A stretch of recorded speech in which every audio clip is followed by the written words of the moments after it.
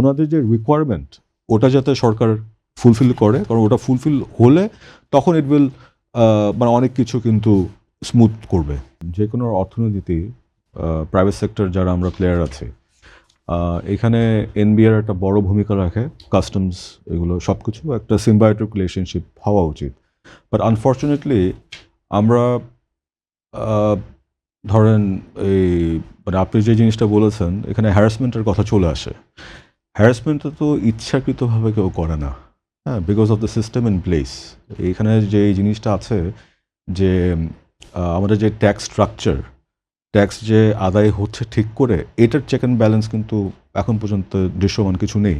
হ্যাঁ, for example আমি একটা জিনিস আমদানি করলাম, আমদানি করে যখন কম্পিউটার সিস্টেমে it's computerised, it's suppose to be computerised, যখন ওখানে দেয় তখন বলে যে এটা তো নতুন একটা প্রোডাক্ট। আমরা তো স্পেশালি আরএমজি টেক্সটাইল ইন্ডাস্ট্রিতে সামনের দিকে এগিয়ে যাচ্ছি। হ্যাঁ, টেকনোলজিক্যাল অনেক অ্যাডভান্সমেন্ট, নতুন টেকনোলজি আমরা আমদানি করছি, করছি, নিউ মেশিনারি, নতুন নতুন সেন্সার, যেটা আগে ধরেন আমরা ইম্পোর্ট করতাম না, এখন ইম্পোর্ট করতে লাগে, কারণ মেশিন ওই সেন্সারগুলো ইউজ করে, এআই, তারপরে রোবটিক্স, অনেক কিছু থাকে, নতুন নতুন কম্পোনেন্টস। তো তখন যেটা হয় যে ট্রেডিশনালি ধরেন কেউ আগে আনেনি ওটা, তখন আমাকে বলে যে এটা তো সিস্টেমে নেই, এখন এটা ম্যানুয়ালি এন্ট্রি করবো। এই যখন ম্যানুয়ালি এন্ট্রি করতে চাই, ওই মানে তো আমাদের কথা হলো যে ওই ম্যানুয়াল এন্ট্রি করবে কেন? হ্যাঁ, so these are the certain things. And এখানে দেখেন একটা জিনিস আমি একটা উদাহরণ দিতে চাই যে কাস্টমস যদি বিজনেস ফ্রেন্ডলি হয়, হ্যাঁ, তাহলে এনেবেলিং বিজনেস অ্যাটমসফিয়ার কীভাবে ভালো হয়।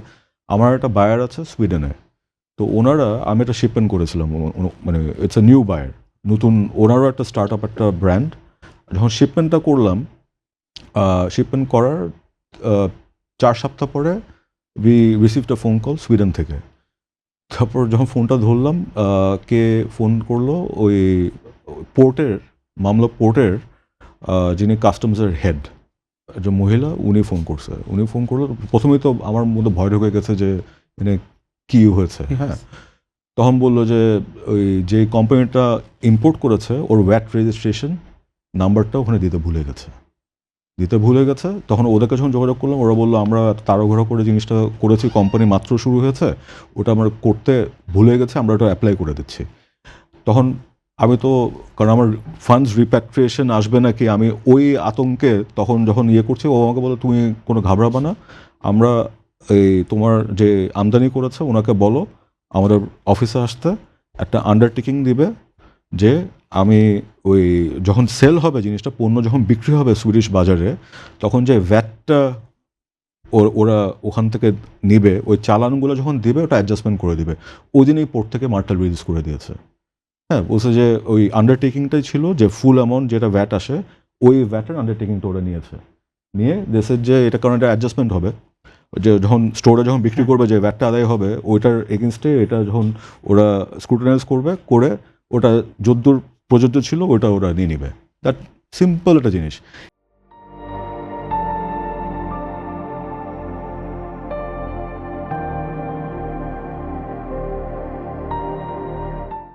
এটা যদি বাংলাদেশে হতো, আমাকে আইদার ফ্রড ডিক্লারেশন, অথবা 3-4টা কেস, অথবা 500 গুণ ফাইন, এই জিনিসটা আমার ফেস করতে হতো। সো কাস্টমসের কাস্টমস বিহেভিয়ারটা কীভাবে করবে, এনেবেলিং বিহেভিয়ার করবে, অথবা ব্ল্যাক অ্যান্ড হোয়াইট, সাদা অথবা কালো থাকবে, নাকি গ্রে এরিয়ায় চলে যাবে, it depends on the mindset. এখন ওনাদেরকেও দোষ দিয়ে লাভ নেই, কারণ যখন রাজস্ব লক্ষ্য যখন সেট করে একটা সরকার, যেটা সেট করা হয় এটা কিন্তু আমরা নিজেরাই বলি যে অবাস্তব একটা জিনিস। এখন ওনাদের একটা টার্গেট থাকে, এখন টার্গেট কীভাবে মিট করবে, তো এটা একটা। কিন্তু এখানে একটা জিনিস যেটা হয়েছে, হয়রানির যে জিনিসটা যেটা আমরা লক্ষ্য করি, এটা আনফর্চুনেটলি কেউ অ্যাড্রেস করেনি এখন পর্যন্ত। ওটা হলো যে ধরেন আপনি আমার এগেনস্টে একটা অ্যালিগেশন দিলেন, আমার এগেনস্টে একটা কেস দিলেন, হ্যাঁ, কর ফাঁকি দিলাম অথবা কিছু একটা করেছে আমি, আপনি কেসটা দিলেন।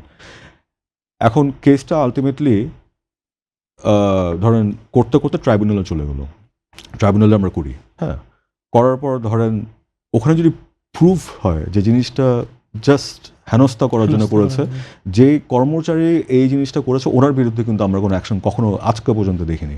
ইভেন এরকমও ইনস্ট্যান্স আছে যে ট্রাইব্যুনালে গিয়েছে, কাস্টমসের এনবিআরের বিপক্ষে রায় গিয়েছে, ওইটার গ্যাজেটেড ওই নোটিফিকেশনটা বের করার জন্য ঘুষ দিতে লেগেছে।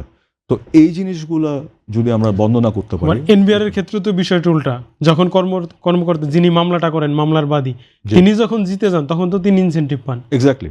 সো এই জিনিসটাই এখানে জবাবদিহিতা করতে লাগবে, কারণ আমাদের কিন্তু এখন যে জিনিসটা হলো যে বিগত দিনে আমাদের অর্থনীতির যে চরিত্র ছিল, আমাদের কিন্তু এখন আমরা এলডিসি গ্র্যাজুয়েশন ধরেন করার পথে, হ্যাঁ, এতদিন এই ডিপেন্ডেন্ট একটা ইন্ডাস্ট্রি ছিল আমাদের, মানে অর্থনীতি আমরা লো কস্ট ফান্ডিং এনে ধরেন আমরা আরএমজি এগুলো দিয়ে একটা জায়গায় এসেছে, কিন্তু সামনে এলডিসি গ্র্যাজুয়েশনের পরে কিন্তু এগুলো যদি ঠিক না হয় তখন কিন্তু যে ট্রানজিশনটা আমরা করব এটা কিন্তু স্মুথ হবে না।